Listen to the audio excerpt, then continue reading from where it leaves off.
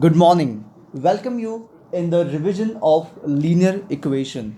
Purposely, in this time, I did not send you any worksheet because I want you to first of all learn the word problems of linear equation very properly, and then only I will be providing you the worksheet specially for the word problem.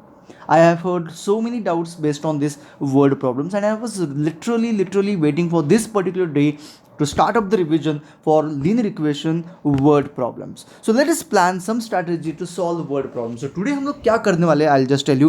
We are just going to frame the equation and not at all going to solve it. Okay, so what I'm going to do, we are going to convert the statements into mathematical statements. तो जो भी आपके पास statement आता है उसको हम लोग mathematical statement में हम लोग कन्वर्ट करेंगे. तो let's understand the base of all this things. देखो, is, was, where, all these kind of words, or maybe exceeds, all these kind of word is basically mean to say equal to sign in terms of your mathematical format. Okay, so whenever we see the statement, try to understand, whenever we see the statement, first of all, maybe 80% of the time you will find these words in that, and that will be equal to sign. That's it. And whatever is there present in form of a present in form of a statement, before that equal to sign you write it, and after that equal to sign you write it, and your equation is done. So this strategy we will be following, and at the same time so many different strategies we will be following. So let us start understanding अपना first वाला part. First of all, you must know and remember the formula of perimeter of rectangle, perimeter of square, and perimeter of triangle, because so many times the question based on these will be asked. Perimeter of rectangle होता है 2 into length plus breadth.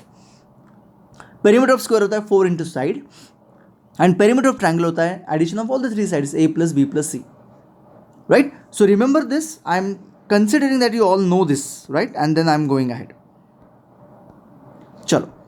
The most important thing is sum of two numbers. It can be sum of two ages of the two people. It can be sum of coins present of 2 rupee and 5 rupee, whatever the sum. Whenever it comes, that time what to do? That time I have to consider one number as x and second number as 15 minus x. Always remember that. देखो, इन दोनों का addition करके देख लो, मतलब x plus 15 minus x, x get cancel, answer is 15. Isn't it some is 15? समझ में आ गया? तो ऑलवेज रिमेंबर, देखो ये याद रखना है आपको, सम जितना भी, जहाँ भी सम आएगा, एक होगा x एंड दूसरा होगा 15 माइनस एक्स. वैसे ही जब difference between the two number is 10, तो क्या आएगा? एक होगा x तो दूसरा होगा x प्लस 10. हाँ, you may take it minus as well, but I'll be taking it plus. Normally I take plus. Okay, so I will be taking x and x plus 10. तो देखो, सम जब आता है तो सब्ट्रैक्शन आता है, एंड डिफरेंस जब आता है तो एडिशन आता है. ऑफकोर्स यहाँ पे very important thing is x is negative.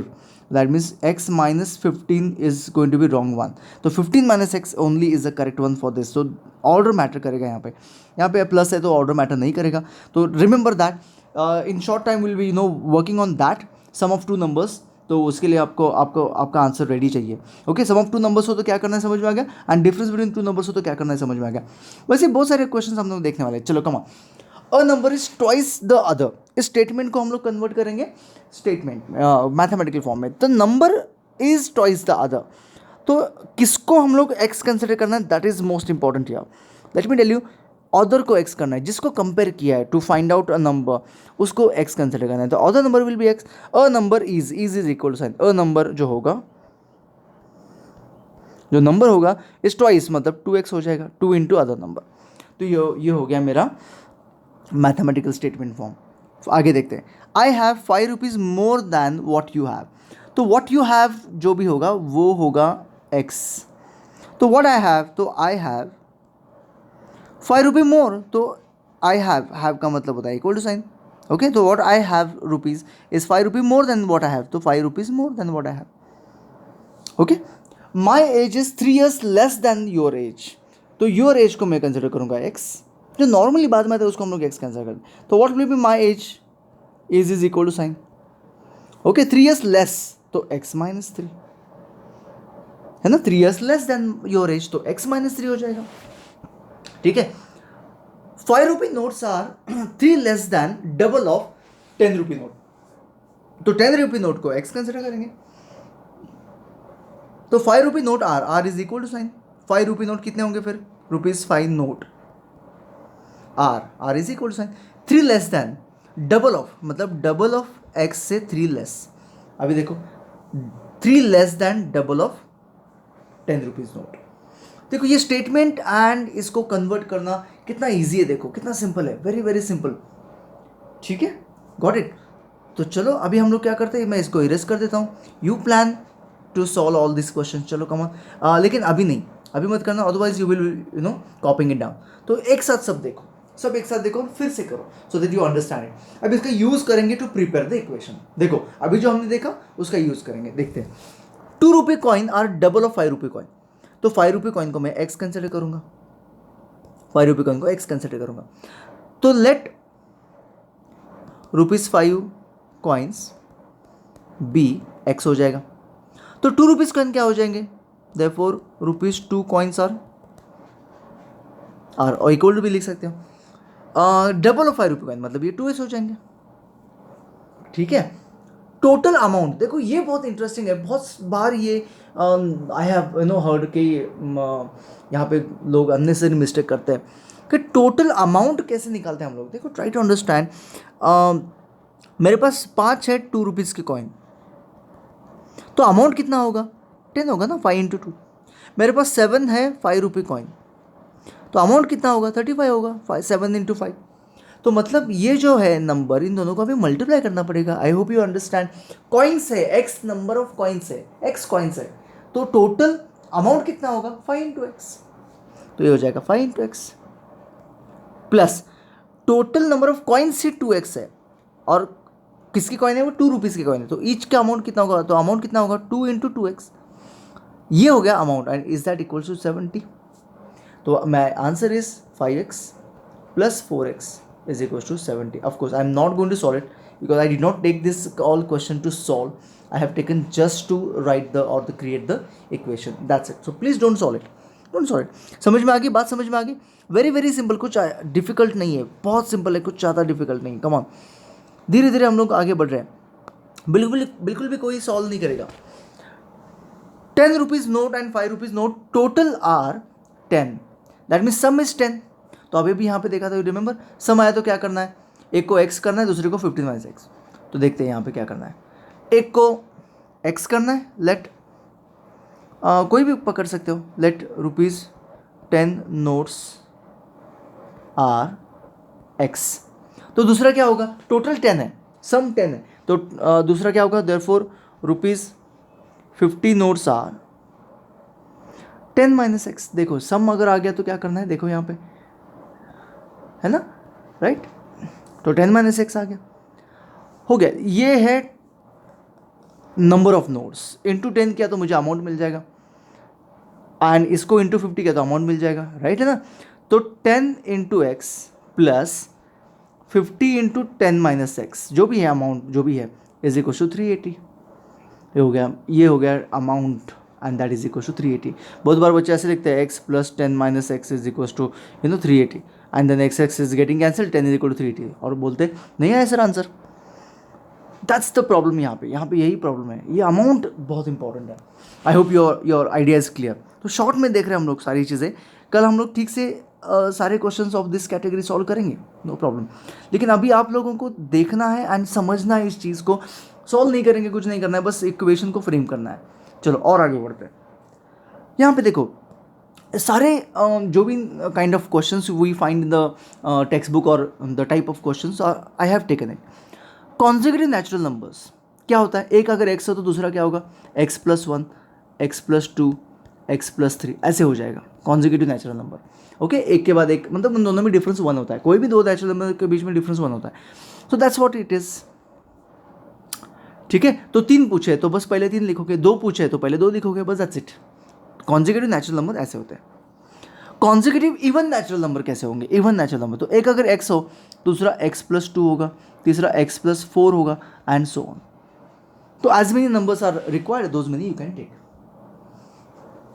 Odd natural consecutive odd numbers, consecutive odd natural numbers कैसे होंगे, वो भी यही होगा, x + 2, x+4। अभी आप बोलोगे ये तो और है, ये A1 है, ऐसे कैसे हो गया? ये दिस इज़ द कन्फ्यूजन, यहाँ पे कन्फ्यूजन होता है बच्चों का। इमेजिन करो कि ऑड नंबर पहला वाला 3 है तो दूसरा वाला क्या होगा? 5 होगा। देखो इजंट इट 3 + 2 = 5। तीसरा वाला क्या होगा? 7 होगा। इजंट इट 5 + 2 = 7, और या फिर 3 + 4 = 7।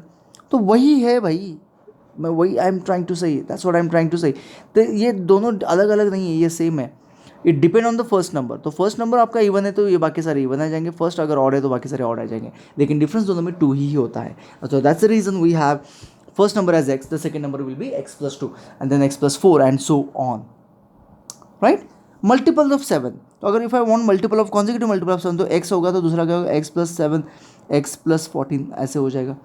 if I want multiple of 9 तो it will be x x+9 and x+18 and so on। तो चलो ये आपको लिखना है फटाफट से, मैं इरेज कर रहा हूँ purposely because I want you to remember not to copy. देखते हैं कितना आ गया। अगर आप of course you are not remembering, you can rewind the video, replay the video, that's not the problem. चलो यहाँ पे देखते हैं, रेशियो वाला क्वेश्चन है। देखो रेशियो वाला क्वेश्चन, तो रेशियो अगर है तो हमें क्या करना होता है? देखो number of 5 rupee coin and number of 10 rupee coin are in the ratio 5:3। मतलब क्या है? Common multiple of this ratio लेना है x। रेशियो कभी भी आए तो उसका लेना है कॉमन मल्टीपल। तो let the common multiple of ratio be x। तो ₹5 के कॉइन्स होंगे 5x एंड ₹10 के कॉइन्स होंगे 3x। हो गया, दैट्स इट। आपको ये कॉन्सेप्ट आ गया तो बाकी आप वैल्यू भी अमाउंट निकाल सकते हो। तो ₹5 के 5x कॉइन है, मतलब 5 × 5x plus 10 × 3x will be total amount. ठीक है, ये बात समझ में आ गई? I hope it is clear. ठीक है, समझ में आ रहा है? तो दैट्स इट, कुछ ज़्यादा डिफिकल्ट नहीं है। Come on come on come on, let's go for the next one. My the age of mine and my daughter, age of mine and my daughter is in the ratio 1:20। तो my age होगा 1x and daughter as होगा 20x। That's it, common multiple का ratio. Ratio वाले question तो बहुत simple है। ये हम लोग तभी कर सकते हैं जब आपने ये ऑलरेडी टॉपिक किया हुआ हो। I am taking the revision, I am telling you. चलो आगे बढ़ते हैं। ये देखो, my age is double of my daughters as. तो माई डॉटर्स एज को x कंसिडर करता हूँ, माई एज क्या हो जाएगा? 2x हो जाएगा, क्योंकि ये तो क्लियर है, double of my daughters as. After 7 years, तो मेरा एज क्या होगा आफ्टर 7 ईयर्स? देखो आफ्टर 7 ईयर्स, 7 ईयर्स के बाद मेरा होगा 2x + 7, ये होगा माई एज। ठीक है, एंड डॉटर्स एज क्या होगा? x + 7, ये हो गया मेरा डॉटर्स एज। देखो my age will be is equal to sign, my age क्या होगा?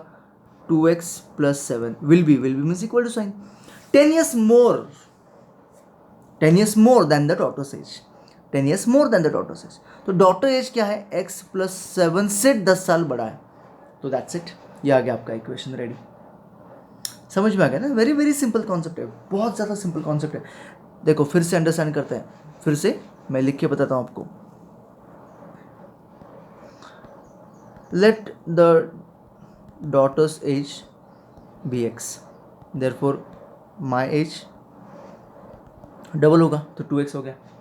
आफ्टर 7 ईयर्स, ये लिखना है। डॉटर्स एज लिख लो, माई एज लिख लो, ये लिख के रखो। तो what is 7 years after, what is going to happen? x + 7 एंड 2x + 7 होगा, दोनों का एज मिल गया। अब इन दोनों में कंपेरिजन क्या दिया है? माई एज विल बी, मतलब 2x + 7 will be equal to sign 10 years more, 10 साल ज़्यादा है। किससे ज़्यादा है? 10 + 7 से। तो ये रहा मेरा इक्वेशन। देखो कितना सिंपल सी बात है। Sum of my age and sisters age is 50। देखो ये फिर से वो सम वाला कॉन्सेप्ट आ गया। सम ऑफ माई एज, तो एक का एज हम लोग x लेते हैं, तो दूसरे का क्या आएगा? 50 - x। सम वाला कॉन्सेप्ट हो तो 50 - x लेते हैं, याद आ गया? ओके, 3 ईयर्स बिफोर, तो ये है, अभी हम लोग कंसिडर करते हैं माई एज एंड ये सिस्टर्स एज। 3 ईयर्स बिफोर, तो पहले क्या करते हैं हम लोग? माई एज लिखते हैं, माई एज 3 साल पहले माई एज क्या? अभी x है तो 3 साल पहले क्या आएगा? x - 3 एंड सिस्टर्स एज क्या आएगा देखो, 50 माइनस एक्स माइनस 3 होगा। तो ये कितना हो जाएगा, 50 minus 3 47 minus 3 minus x. Okay, तो अभी कंडीशन देखते हैं। My age was 10 years more than sister's age, वही है। माई एज कौन है, ये x plus 3 x minus 3 was is equal to sign 47 minus 3 plus 10 years more than the sister's age. That's it यार, दैट्स इट। कितना simple है देखो। 47 क्या लिखा है मैंने, ये I am really very sorry, कुछ भी लिखा है मैंने। तो माई एज इज मतलब x minus 3 is 47 minus x plus 10, it will be 47 minus x plus 10, मतलब सिस्टर्स के एज के 10 साल ज़्यादा है। तो इट्स देयर, डन। समझ में आ गया? चलो खुद से करो, come on you can try working on this question. Statement आपके सामने है, इसको समझ में आ गया, इसको समझा तो आप लोग ऑलमोस्ट मैं आपको बोलूँ 90% of the question can be solve. ये अगर आपको समझ में आ गया तो 90% of the question I am telling you of the word problem you can solve easily. तो चलो मैं फिर से आपको रिवाइंड कर देता हूँ। आप लोगों को करना क्या है, ये सारे क्वेश्चंस फटाफट से कंप्लीट करना है। तो you can take a screenshot right now of this one. Done, next, done, next, done, next. This is the next one, and here is the last one. That's it. So you can sit now, right now, start working on it. Believe me, आपका 90% work is done. 90% work is done. Okay, तो thank you so much, bye bye. कल से हम लोग word problem करेंगे and literally kill कर देंगे सारे वर्ड प्रॉब्लम्स को। Thank you so much, bye bye, see you tomorrow.